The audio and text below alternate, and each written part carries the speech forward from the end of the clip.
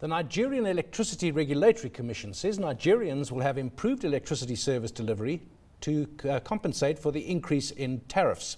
We spoke with Sam Amadi, chairman of the Nigeria Electricity Regulatory Commission, for more insight.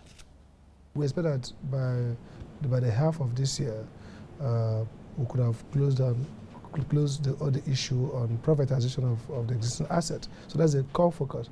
And to achieve that, right now we're negotiating most of the agreements.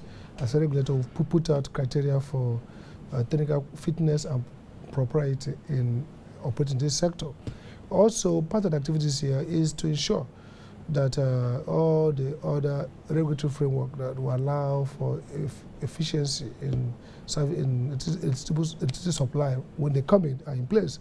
We are doing forensic review of the grid code, the critical rule books for the industry to ensure that they are in top form before the new owners come. Another focus this year is to monitor the performance of the market in terms of finance, ensure that settlements are okay, revenue collection is improving, and then that the expenditure side of it is also good. So to that end, we are legislating a standard accounting framework so that the accounts and the finance of the sector can be transparent and such that investors will have much confidence. And also on the side of consumers, we are focusing on improving reliability and institutionalizing accountability in energy management by the operators, so such that at the end of the day, sustainability of this reform requires that the consumers feel better off. They are paying increase in tariff, there should be increase in service delivery. So that's what we're focusing on. So this year, and on top of that is metering. We want to ensure that even as we expect that the new owners will step up metering, want to ensure significant metering before they come by the mid of this year. How do you intend to implement the proposed Power Consumer Assistance Fund? So right now we're undergoing consultancies.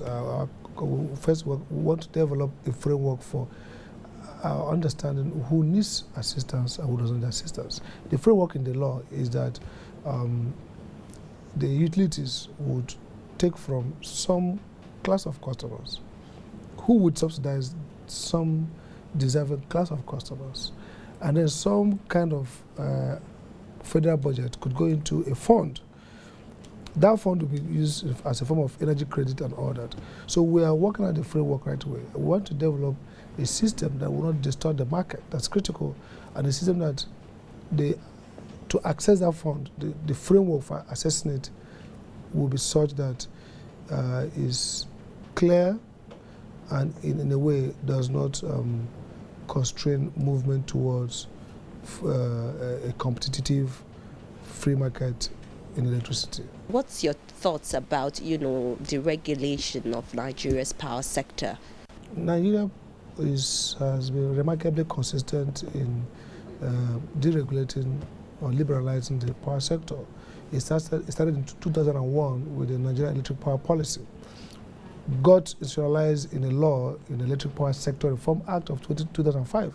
And ever since, various regimes have kept faith with the basic thrust of that reform, and that is namely to unbundle and now privatize the various value chain. So you which have one bundled integrated public provider.